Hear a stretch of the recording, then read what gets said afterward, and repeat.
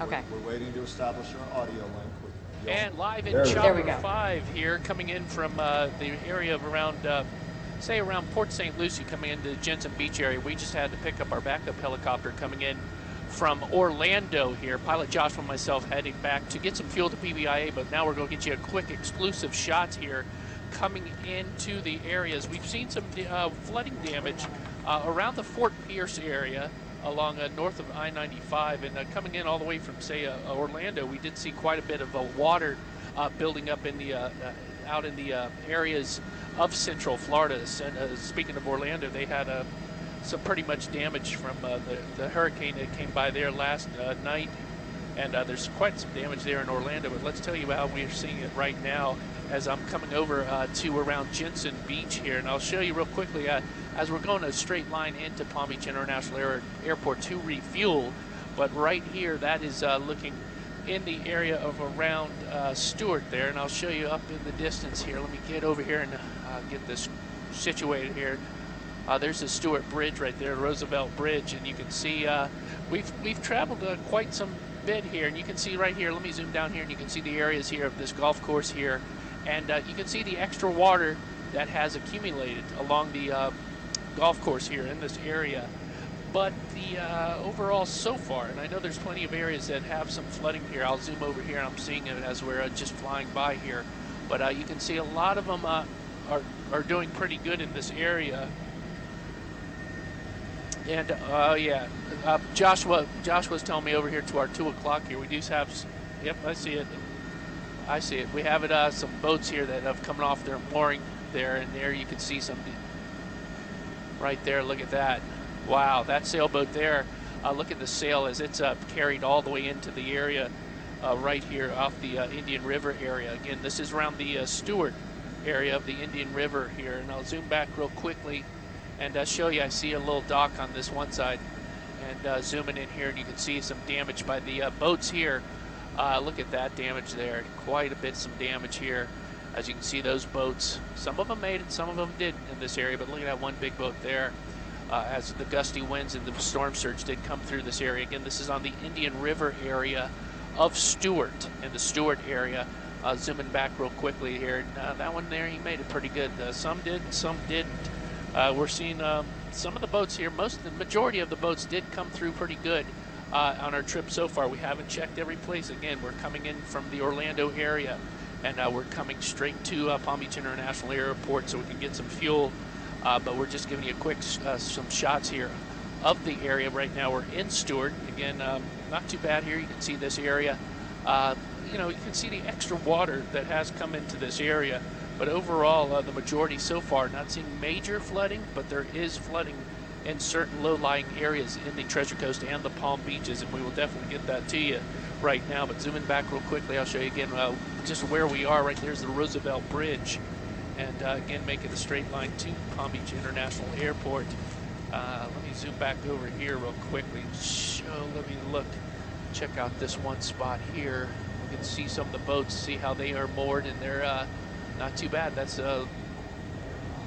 right in the, let's see, where are we here? That's right off by the marina here. Let me go over to this side here.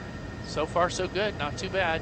There are key areas that we will check out that we are getting reports of damage and some flooding here. Of course, we will have those shots for you. But again, zooming in here and just to see some of the boats here. Now, there's some damage to some of the boats there, but the majority of them are doing pretty good here. They did a good job tying up. I mean, we are experienced, and we've been through quite a few of these. Sorry, it's still, I have to say, it's quite bumpy up here, and it is very windy up here. So I apologize for the movement of the shot. As it moves a little bit left and right on you. I'm doing the best I can up here, but not too bad right there. That's at the Roosevelt Bridge, the base of the Roosevelt Bridge at the marina there in that area.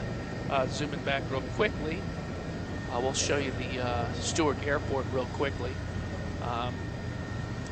Again, coming straight right into Palm Beach International Airport. That is the Stewart Airport in this area. And they are buttoned down, doing good, and not that I expected to see any airplanes or any type of damage to any of the airplanes, but checking out the hangars. Some when we left Orlando Executive Airport. One of the hangars there was damaged pretty bad, and that looks pretty good there at Stewart Airport. Again, we're long range and we're going directly into Palm Beach International Airport. We'll definitely have you some more video shots here as we continue southward towards the, we're in basically going into Port St. Lucie, going into the Martin County area here. But so far, so good. Johan, if we could jump in for just a second. We saw in Fort Pierce that has taken a great amount of flood. Just a little bit north of Orange Avenue. I could tell you there was some damage there, but zooming in, checking out the screen's enclosures, not too bad here. Doing pretty good so far with the screen enclosures. Usually they're first to go when you get some high winds, and not too bad. Not seeing any heavy damage. Again, this is good sight. I'm not saying that there's not plenty of places that we will check out that will have damage, and we'll, of course, we'll have that shot for you coming up here in a little bit, and a little bit later on in the day here. But just as we're just basically coming in, we just want to give you a sneak peek real quickly of what's going on. Again, this is in. All right, in this area here, Pilot Joshua, he's our eyes up here. Thank God we have him with us here around 3 o'clock.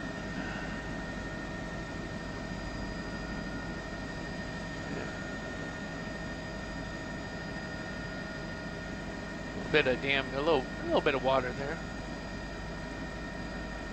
We're coming up by the turnpike in this area. And I'm going to quickly, let me just come over here.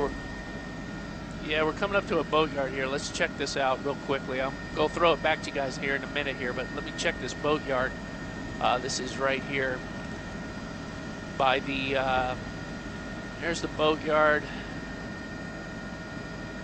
Not too bad.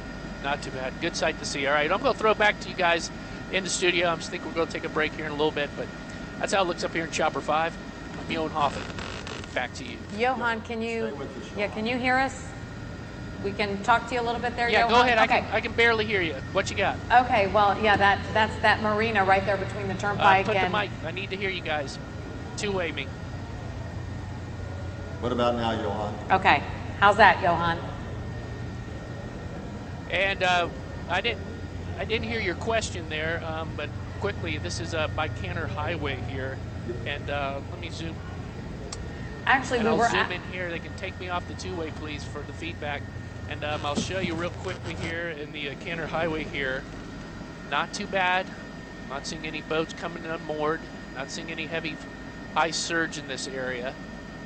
I'm not saying that there's no flooding that we will find here, but it's not too bad. Let me zoom over here. Canner Highway, there's 95, and that goes out to Indiantown Road here. We just passed the locks here. I'm going to zoom back here real quickly. That's a shot I got to see here. Again, we have to get some fuel here, but look at the locks. Look at the St. Lucie locks right there, just wide open. I mean, that's every lock 100% open, and just look at that right there. Look at the water release there going into the Indian River here. Wow. That's a big sight there. That is a lot of water coming out.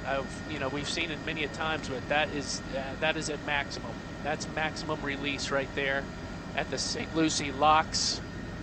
And going back north here, you can see right there. You can see some of the areas of marsh there. That's just extra rain, which we've seen a lot of. But so far, the majority of the neighborhoods are not inundated with extra flood water. We're seeing certain areas. There are some neighborhoods that are actually underwater. The houses up to about the front parts of the houses. No major flooding. Nothing I would call extreme or catastrophic I've seen. I'm not saying we were just coming in straight. We're not doing a survey of the whole area. This is a straight line coming in from Orlando into Palm Beach International, and we're just giving you a quick sneak peek of what we're seeing here. Johan, are you able to hear us? And we're going to keep going here. Let me show you this one spot over here. This is by coming up on Bridge Road. And you can see these areas here with the extra water. Now, this has always been a lake here, but it's not actually been that big. It's only been about half. So you can see definitely taking in a little bit extra water here, and a little bit of the overflow coming all the way over here. Again, we're coming up on Bridge Road in the Hope Sound area, and a lot of this area is basically country areas. But let me zoom over here, this one spot here. That's Seminole Pratt Whitney Road there, I'm pretty sure here. And there, just look at all that extra water there that let me zoom in real quickly there. That's a lot of water there. We've come up here after some heavy rains when we've had a few inches of rain, and it's rarely you'll see that many acreage here inundated with that much water.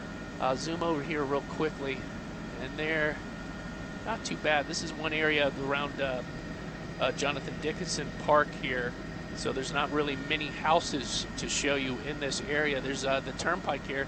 We'll do a quick, let me show you some of this traffic here. As you can see on the right-hand side, that is southbound.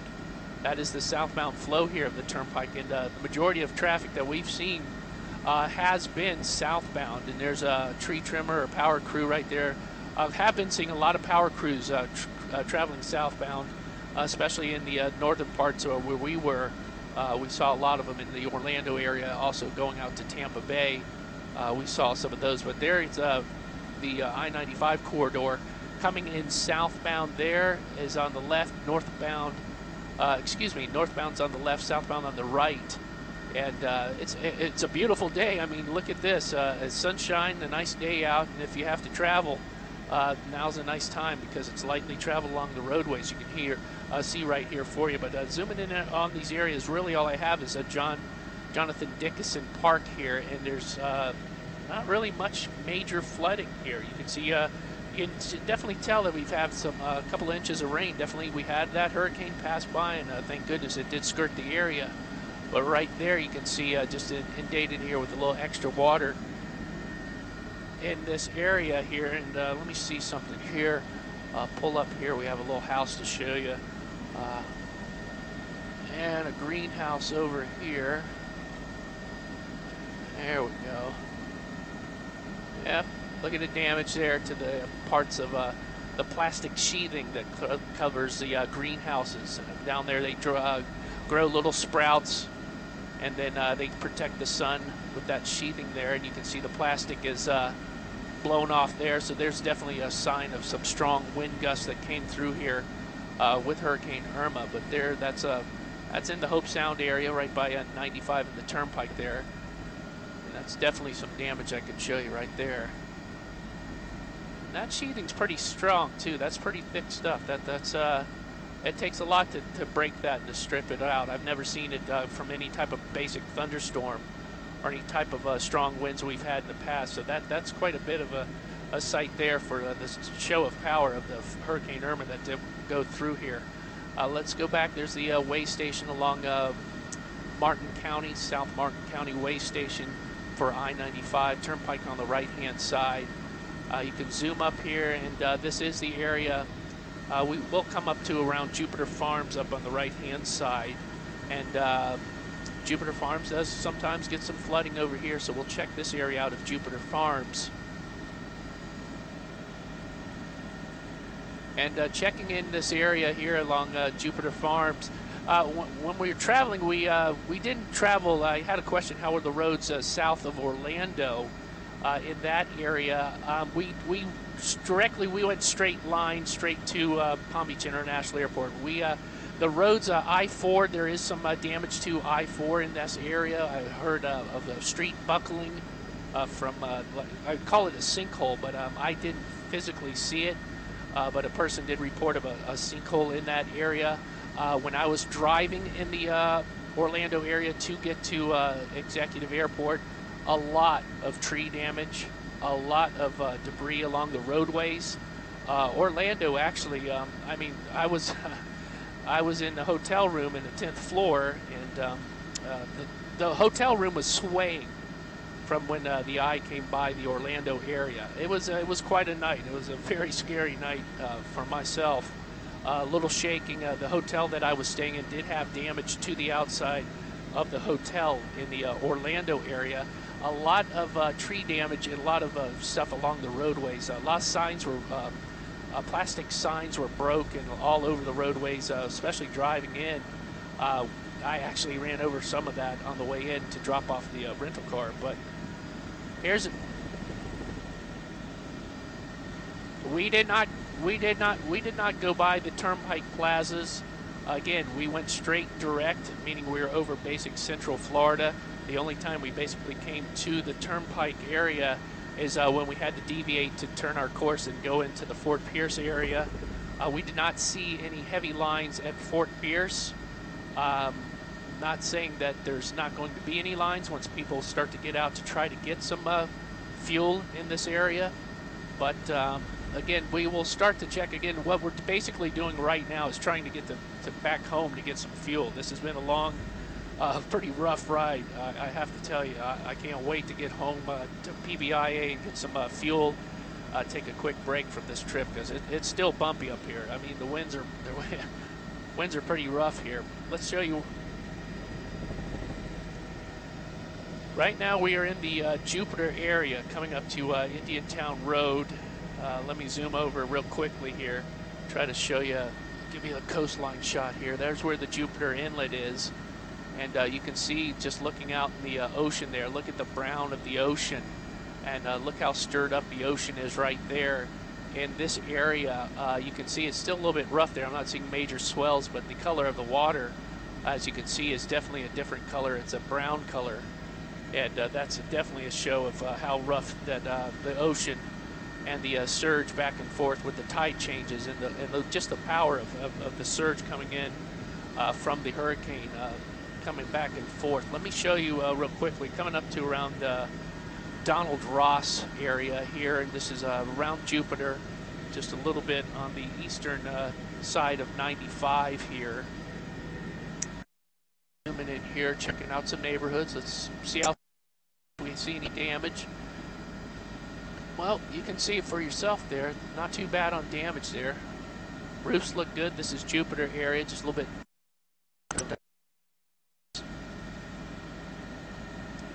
Not bad there.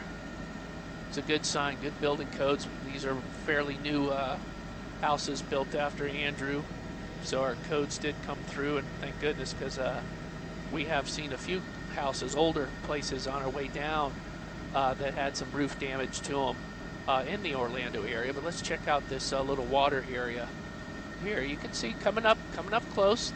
That's coming up close to your house, but again, not intruding into the household. Not too bad on this area. Zoom back real quickly here. You see that baseball stadium here, Roger Dean Stadium. Let's see, it should be, there we go. I'm just doing this.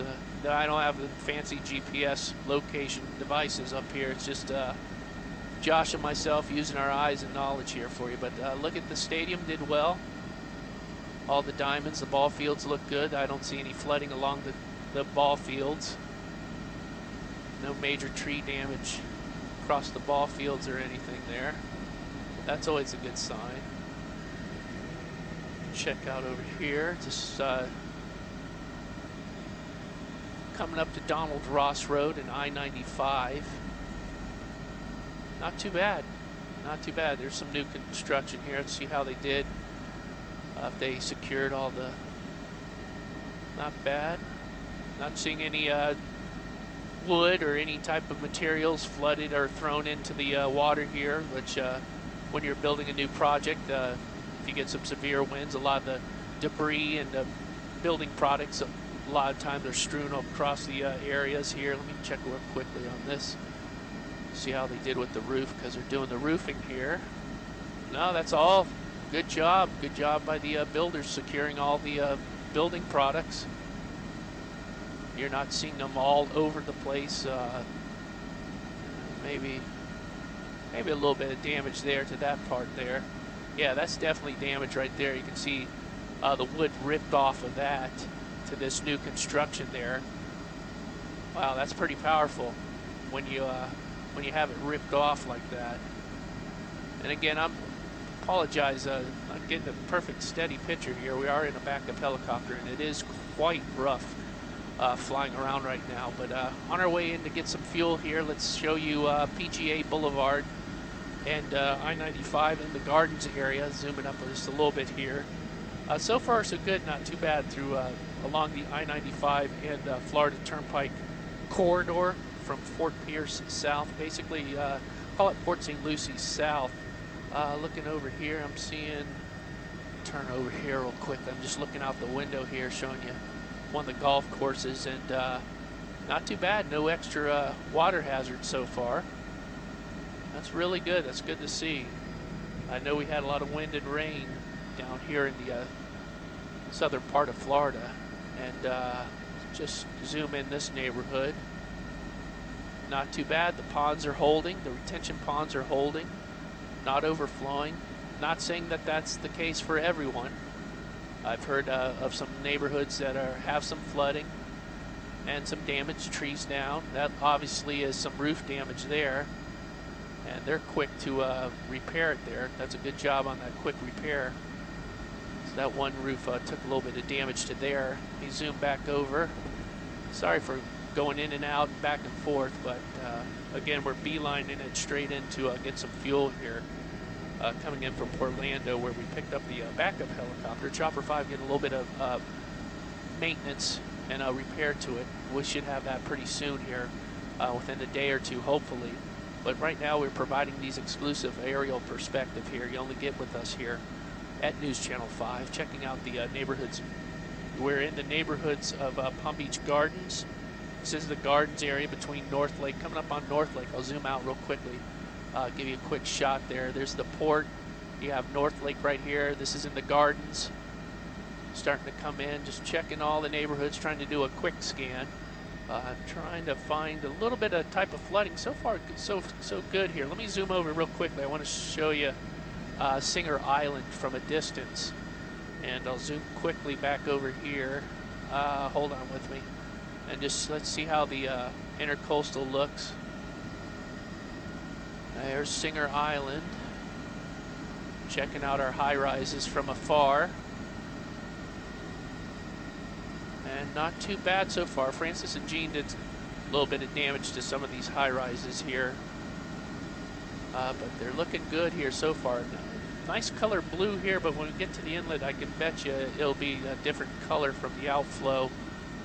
From just, you know, when you get a storm coming by, the outflow tends to be a little bit stronger, pulling in more of the water out of the intercoastal, and a lot of it coming back in here. But that's Singer Island, trying to get you right up to there's Blue Heron, coming up the Blue Heron, and there's the inlet right there in this area. This is a long shot, and just trying to quickly show you if you can tell this. Look at, yeah, it's pretty rough coming in and out of the inlet there, but you can see the outflow with the dark color.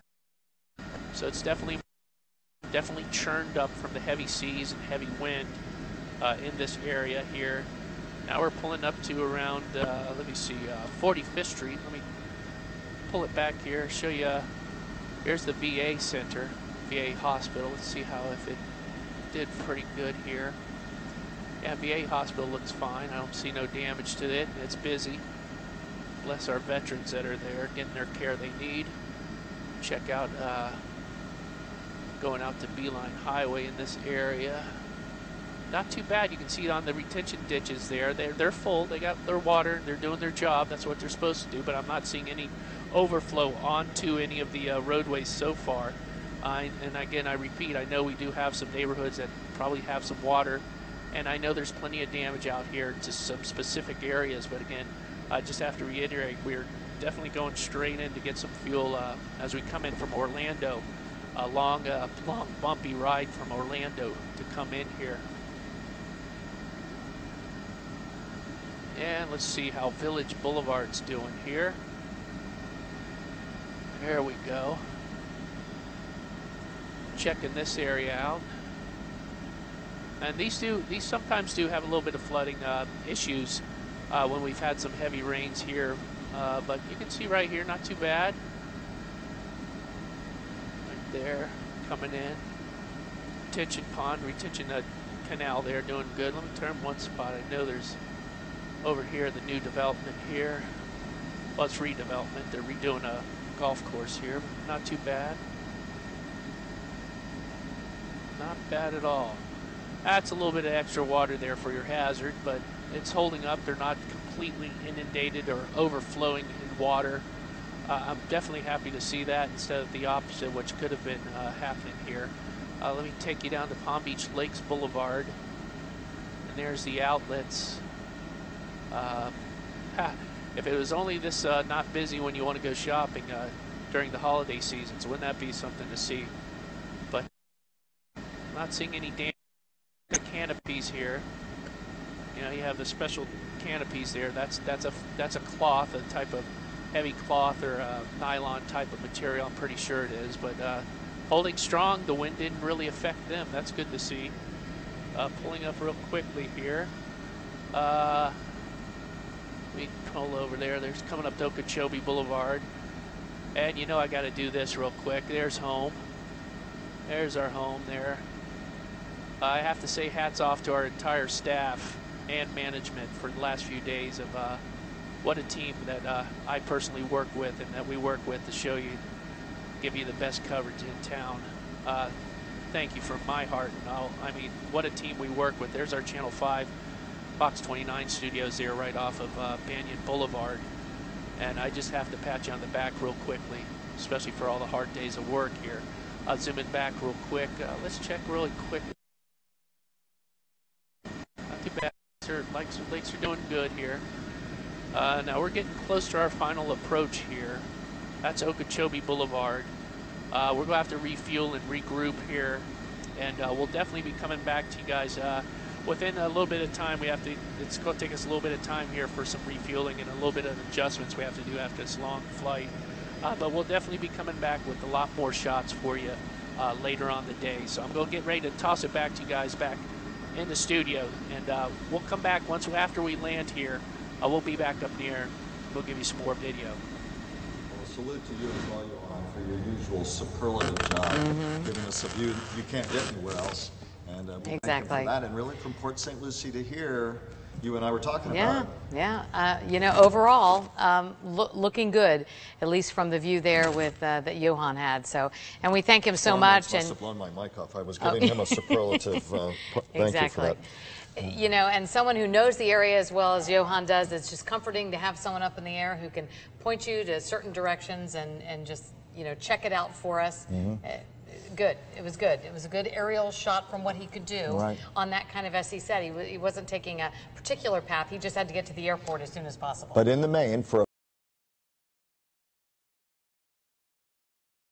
down the way through West Palm Beach, Jupiter, PGA Boulevard, all the way down to the airport, in the main, you saw what if after a storm you hold your breath about. You saw a little bit of damage, but rooftops generally secure over a very wide area and no huge widespread damage. We know there are pockets, but not widespread damage from the very good early aerial view he gave us, and that's good news for all of us. That's not the case in the Keys. We're still waiting for the governor to join us with a briefing down at Opelika to tell us what his tour of the Keys was like. So as soon as that news conference begins, we'll bring it to you live, and we'll be back right here on News Channel 5.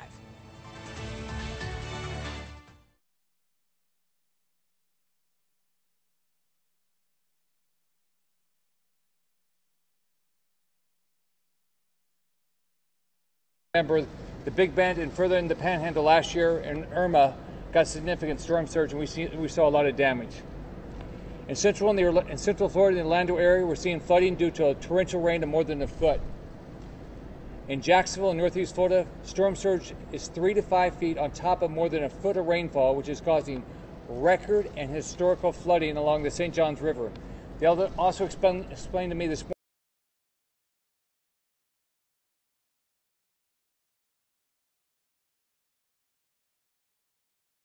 preventing the water from flowing out as fast. I spoke to Jacksonville Mayor Lenny Curry this morning and assured him that resources are being deployed.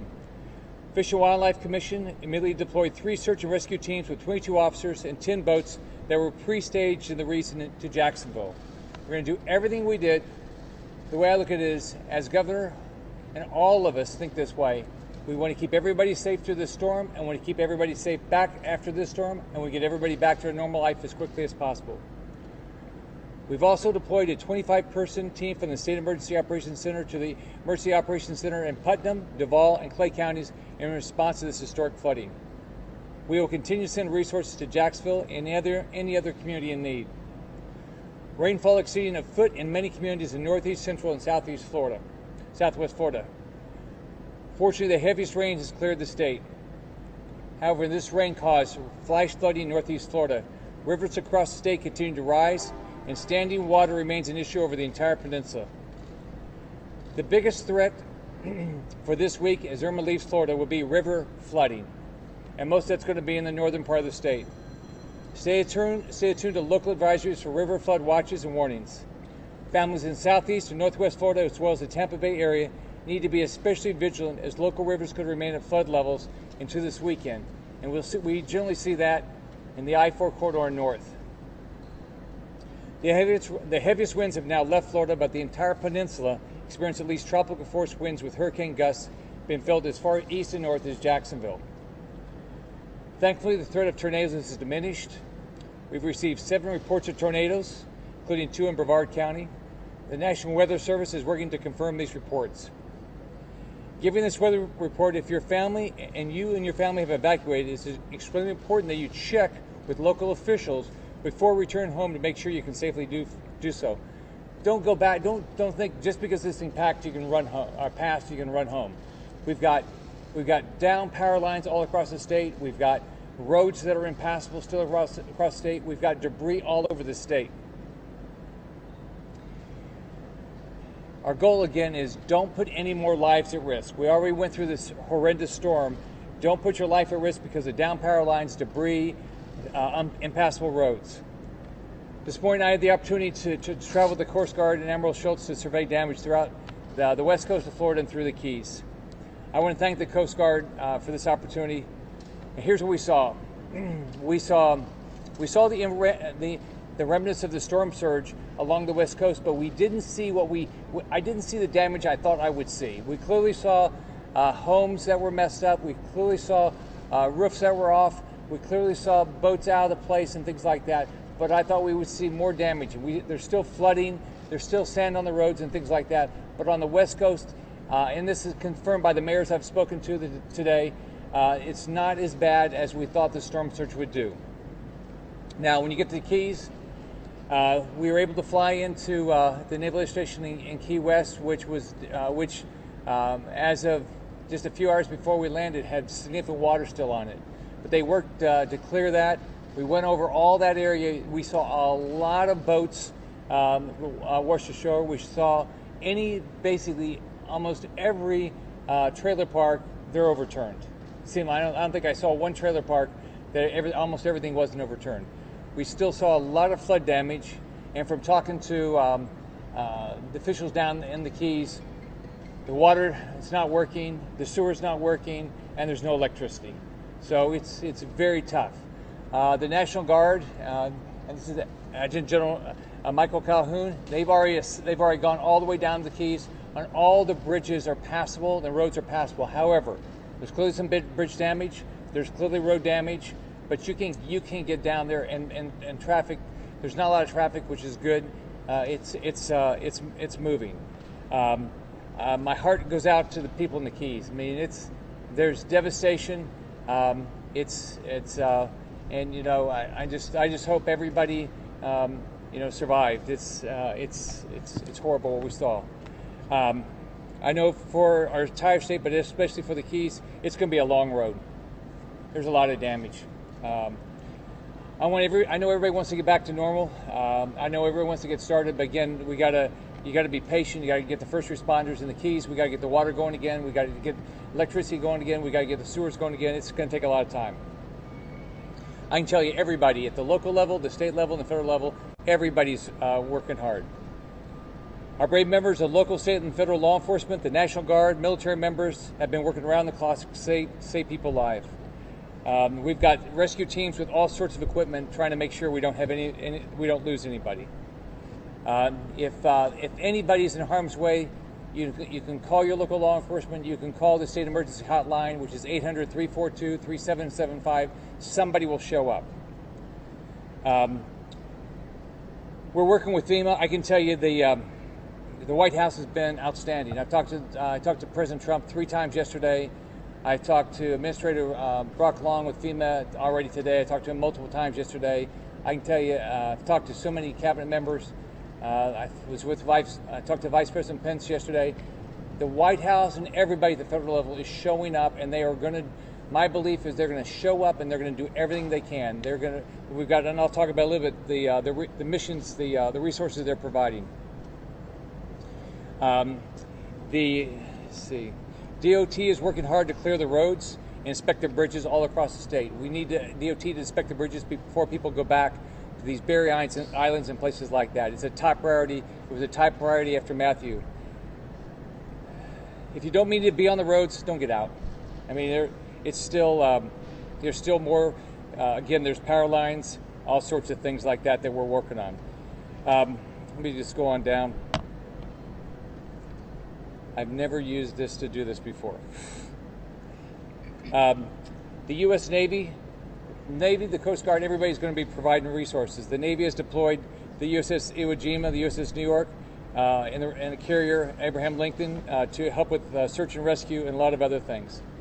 Power outages. We have about 65% of the state out without power. It's going to take us a long time to get power back. I've been talking to the utilities. I'm having daily calls with the utilities to get the power back on. They're going to do everything we can. I've been talking to nursing homes all morning. I've been talking to assisted living. Everybody needs their power back on. I can tell you that they're bringing in 23,000 members. This is just what the utilities are doing, not including what the federal government's doing, not including the support of the military. Fuel. We're doing everything we can to get fuel back in the state. As you all know, we had fuel shortages last week. We had outages. We had a lot of shortages. The two big ports are Tampa and Port Everglades. Both of them have fuel in their tanks that they had to have in the tanks during the hurricane. We're getting that out through our carriers. We're giving them law enforcement escorts. We're doing the same with the utilities to get the utility trucks out as much as possible.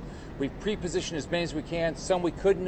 They ended up out of the state, and we're getting those down here as much as possible. I just tell you that everybody is going to work hard. But the way I think about it is we got to keep everybody safe. We've got to get our hospitals back open. We've got to get our fuel back here. We've got to get our roads open. We've got to get everybody their electricity back. And I can't tell you anybody that's not working. My experience is everybody is working their tail off. And unfortunately, everybody's going to have to be patient because it's going to be a lot of work to get this done. This is not an insignificant storm. This impacted what's different here is it impacted our state. You could usually pre-position assets on one half of the state or the other. This one you couldn't because it was coming all the way down the state. So it was a lot of work. So I want to thank everybody, starting with the president. I want to thank everybody at the federal government. I want to thank everybody at the local government. I want to thank everybody at the state government. They have busted their rear, keeping us all safe. So now it's my distinct opportunity to introduce somebody I've enjoyed traveling with today, and I know that with his leadership, the Coast Guard is going to be an unbelievable partner in this. Admiral Schultz. Thank you, Governor. Good afternoon. As our acting Secretary Elaine Duke said this morning, the Department of Homeland Security has been preparing for Irma to arrive first in the Caribbean and here in Florida for the good part of more than a week. The Coast Guard has been reconstituting our forces today. We've got our first aircraft back here in Miami, in Clearwater, helicopters that arrived from sea-based cutters, and we'll be reconstituting our force in force, bringing our people back into the state. This has been a very challenging storm in the fact that it covered the entire state. And our business model essentially is we flow our resources away so we can be the first back. This storm posed some challenges there. Requests for search and rescue so far have been very, very, very low. We've had enjoyed an exceptional partnership with a very capable Florida emergency management team, with our DoD, Department of Defense, and National Guard partners, and with state and local agencies, first responders. And the Coast Guard remains committed to supporting the state of Florida and the Federal Emergency Management Agency, and I'll stand by for any questions. Thank you. As you all know, we had a significant evacuation effort in the state. Our highway patrol did an unbelievable job keeping the roads open, making sure evacuation roads were open. We of course had to add some contour lane, or not contour lanes, but shoulders. But our highway patrol did a great job. So now we have Major De La Pritra here from Highway Patrol. Good afternoon, and thank you very much, Governor. We appreciate your guidance, leadership, and support throughout this entire process. It's been overwhelming. The Admiral, General, the support of the military personnel that are supporting local law enforcement, our first responders, has been nothing short of spectacular. On behalf of the Florida Patrol, we would like to urge all motorists in the South Florida area, Monroe, Miami-Dade through Broward County, to please avoid any unnecessary travel on our roadways. Help law enforcement, our first responders, and all of our recovery personnel, the fuel tankers, the utility trucks, and everyone else that's going to be involved in this lengthy process.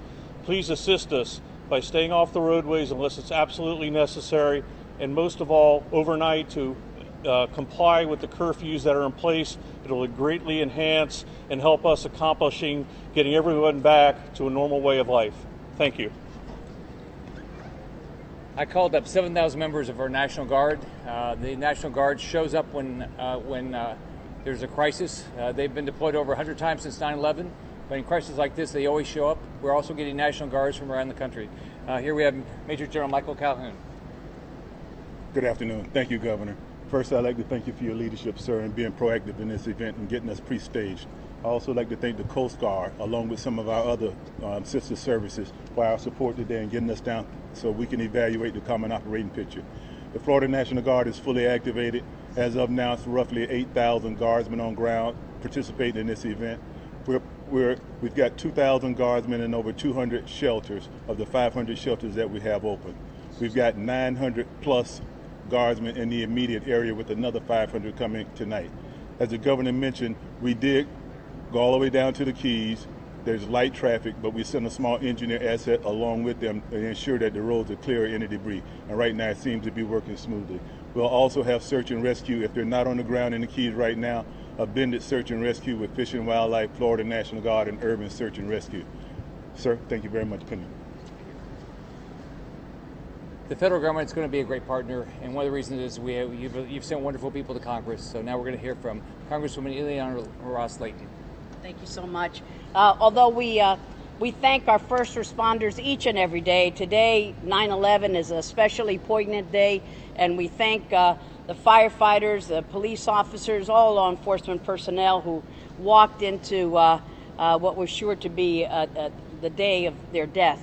And that's the kind of sacrifice law enforcement and our military officials make each and every day. So we thank all of the brave men and women standing behind us that make every day possible for us to live in safety and without fear. I want to tell the governor that when Dexter and I, we were survivors of Hurricane Andrew 25 years ago, living in the same house. And boy, when you compare the federal, state, and local response during Andrew, before, during, and after the storm, to today with Hurricane Irma, it's been a, no pun intended, a sea change in a positive way. It's been coordinated, it's been seamless.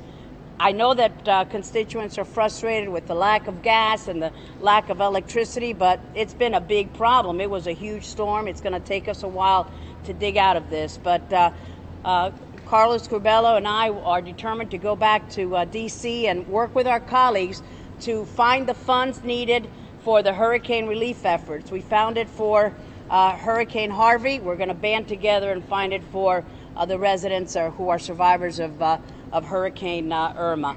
Para nosotros es un placer y un honor darle las gracias a las personas que sacrifican todos los días para mantenernos seguros. Hoy es un día muy simbólico para nuestra nación, el 9/11. Le damos las gracias a esas personas que sacrificaron sus vidas para salvarnos a todos, igual que a todos las mujeres y hombres que están atrás de nosotros, que sacrifican todos los días, en este caso por el huracán Irma. Curbelo y yo y toda nuestra delegación vamos a regresar a Washington en estos días para trabajar con nuestros colegas para conseguir los fondos necesarios para reemplazar FEMA y las otras organizaciones nacionales. Nosotros ayudamos a nuestros colegas en Texas y Luisiana con el huracán Harvey. Ellos nos van a ayudar también con el huracán Irma. Pero comparando la reacción del Estado, del gobierno federal y local de hoy en día con huracán Andrew, estamos en una posición mucho más positiva. So thank you, Governor Scott. be glad to answer any questions that anybody has.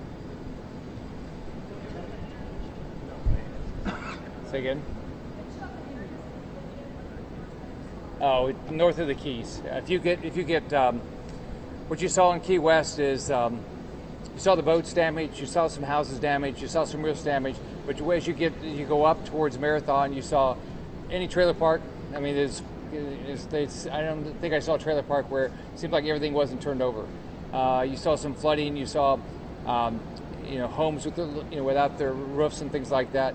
You saw lots of boats damaged. But that's where I saw the worst damage. You could clearly see the storm surge. Now, the positive is, I thought it was going to be even worse as far as 15-foot of storm surge. So I hope just hope everybody survived. Any idea how much money the state is going to cost any? No, but I'll tell you what I appreciate the president. He did a pre-landfall declaration and he did a major declaration.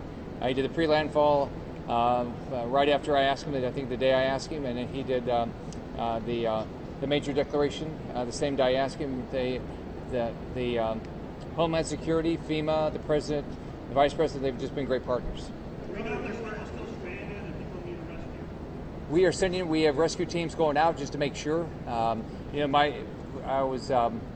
The flooding in Jacksonville, we sent a lot this morning because we saw so much flooding there. So I know we have teams out there, but I don't have any personal knowledge right now if somebody's still stranded. But I know we have rescue teams out.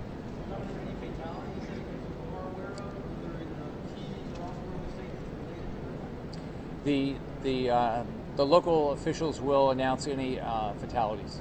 Are you prepared for the influx of areas you evacuated to come back downstate? There's not a lot of gas in the turnpike or the other stations. Step one, we got to get the roads open. Highway safety, Department of Transportation is working hard to do that, especially the evacuation routes. Number two, we've got to get the fuel back.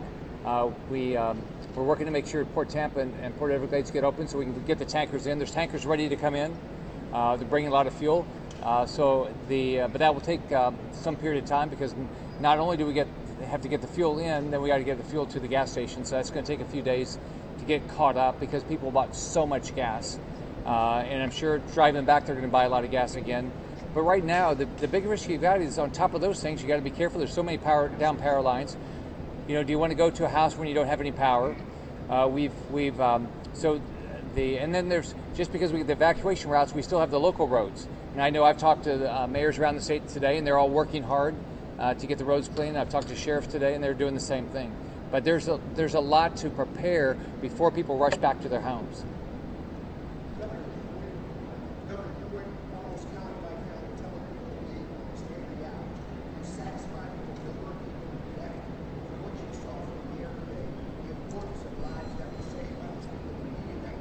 Here's the test. The test, I